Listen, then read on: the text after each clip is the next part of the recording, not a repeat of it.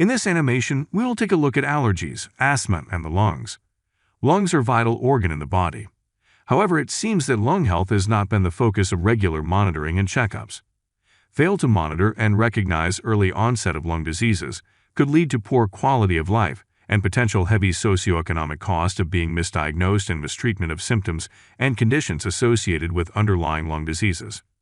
Below, we take a few minutes to especially focus on the airway structure and its common diseases.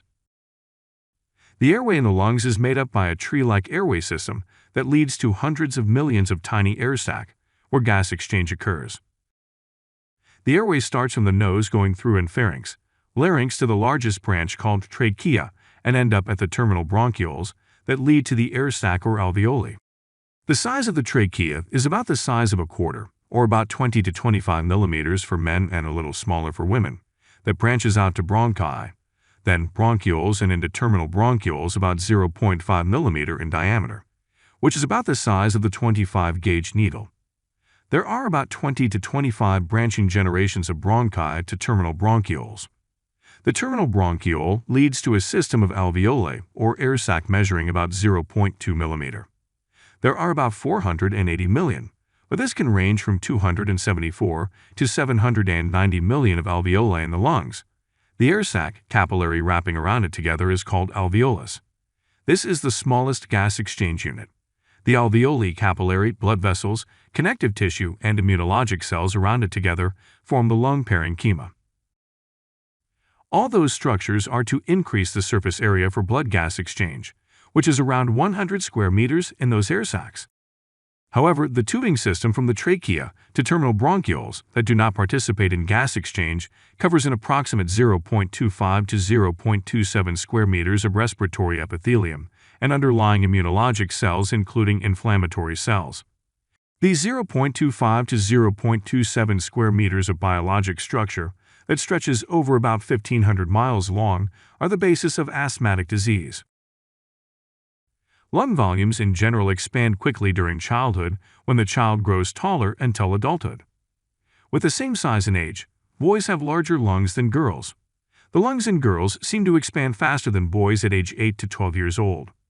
However, after the age of 12, the lungs of boys continue to grow at a faster pace, leading to overall lung capacity of female is only about 2/3 of their male counterpart in adulthood.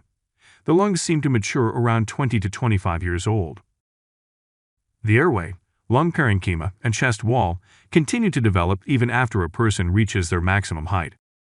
This is observed by a continuing rise in peak flow or maximum airflow speed to its maximum at about 30 years old in female and 35 years old in male. After this growth period, there is a slow loss of lung capacity about 200 milliliters every 10 years and about 1% to 2% of FEV1 per year. Like any other organs in the body, the lung builds up its capacity in younger age and loses its function gradually when the body gets older. Similarly, we might also see kidney function and bone density reach its maximum around 30 years old and lost their functions slowly afterward. As we just recently see, lung capacity changes with age. To complicate the matter, lung volumes, rate of growth or loss are quite different between ethnicities and social economic environment.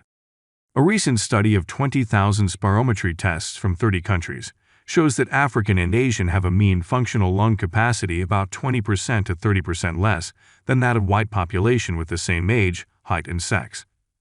When African and Asian people move to North America, their children and grandchildren have larger lung capacity. This shows that in the U.S., it is difficult to get a good reference range of lung volumes due to the dynamic of ethnicities and the different immigrant generations. Therefore, looking at your lung volume at one time in life would not tell the whole story of lung health. The rate of lung expansion and rate of volume loss should be emphasized. Furthermore, measurement of lung volumes and flow rate can tell only part of the story.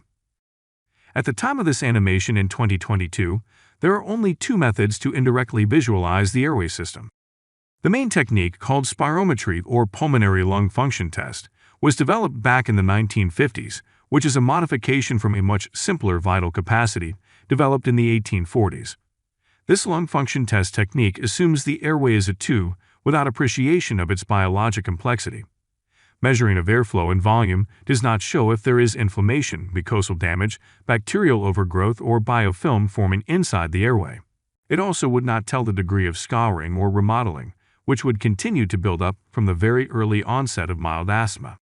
Another technology that was developed back in the 1997 and was standardized in 2005 called fractional nitrate oxide measurement. This technique detects airway epithelium damage to see if cells lining the inside surface of the airway shredding quickly or not. If this is the case, patient experiences a sensation of extreme difficulty breathing despite normal oxygenation regardless of lung volumes. The diseases in the lung parenchyma are rare and mostly not reversible. The example of lung parenchyma disease is pulmonary fibrosis. This is an extremely rare condition in which the lung parenchyma is scouring off for unknown reason. There is no good treatment for lung fibrosis, and early death is almost certain. COPD is a disease of the airway and parenchyma due to a slow process of tissue death from a mostly innate immune response trying to digest inorganic dust from prolonged tobacco smoking. The slow process of digestion and redigestion of indigestible inorganic materials leads to lung damage. This slow process would take years to cause tissue damage and tissue death. That is why it takes about 20 to 40 years of cigarette smoking to develop COPD. Most of lung parenchyma diseases would interfere with the oxygenation process and thus leading to low pulse oximetry readings. On the other hand, asthma develops at a much faster rate due to a more aggressive inflammation of the lower airway. This inflammation of the airway is from a rather robust adaptive immune response to airborne organic material like allergens, microbes, pollution, and oxidants. It is seen in a wide variety of age groups from infant to toddlers to older children into adulthood of different age groups. The disease likely begins with patches of inflammation of the airway linings started from small airways, then progress into large airways. Over time, inflammation and remodeling or scouring occurs more diffusely, leading to loss of functional volume. Asthma is the name given to the condition of the lower airway inflammation. The inflammation spreads over 0.25 square meters of airway surface area that stretches over a total length of about 1,500 miles long. However, due to lack of sensation inside our organs, we don't recognize early signs of inflammation. That is likely why most of patients would delay seeking treatment and only recognize the disease after developing an asthma attack. Left untreated, early asthma symptoms are often missed and presented as chronic fatigue, chest pain, side flank pain, or side stitches with exertion. At onset, there might be no asthma attacks yet, but mini bronchospasm leading to reflex tachycardia that is often interpreted as bouts of anxiety and panic attacks, leading to overmedicated for psychiatric issues. Many times, patients can even be placed on chronic treatment with a beta blocker for unexplained tachycardia. Forming a biofilm inside the airway can lead to significant bad breath, likely from overgrowth of bacteria colonies on the overproduction of mucus inside the airway. Infections of the airways due to this bacteria overgrowth can lead to recurrent infections that might present as recurrent croup, bronchitis, or bronchopneumonia, which, over time, can lead to emphysema and bronchiectasis. Most asthmatic symptoms are not due to a lack of oxygenation, but likely due to our brain interpretation of severe inflammation and random bronchospasm. Difficulty breathing despite well ventilation evidenced by high pulse oximetry readings is likely due to our brain interpretation to bronchospasm and reflex tachycardia. Therefore, despite having significant shortness of breath, asthmatics and asthma attacks usually have a pulse oximetry readings in the high 90s%. Oxygenation is likely affected only at sudden onset fatal asthma attack. In this case, it is likely that bronchospasm occurs at vital parts of the airway or simultaneous bronchospasm at many bronchioles, leading to severe lack of airflow. As you might see above, airway diseases, and especially asthma, is a fluid process. Asthma should not be defined by an acute asthma attack, but rather due to a gradual loss of lung volumes. Unappreciative of the fluidity and complexity of this type of diseases might lead to significant health and socioeconomic burden on patients and society. Plus, one would not confuse a long-term asthmatic airway with COPD, since the later means the lungs are deaf. There are not much treatment options for a deaf lung in case of COPD or emphysema. On the other hand, asthma is an inflammatory and reversible disease. The lungs are not deaf and pretty much alive. There might not be much good treatment options for asthmatics 20 years ago, but fortunately, there are many good treatments for asthmatics in modern days. Asthma is a treatable and reversible disease.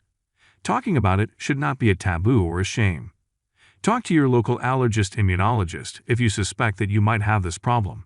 Check your lung health. Don't ignore it.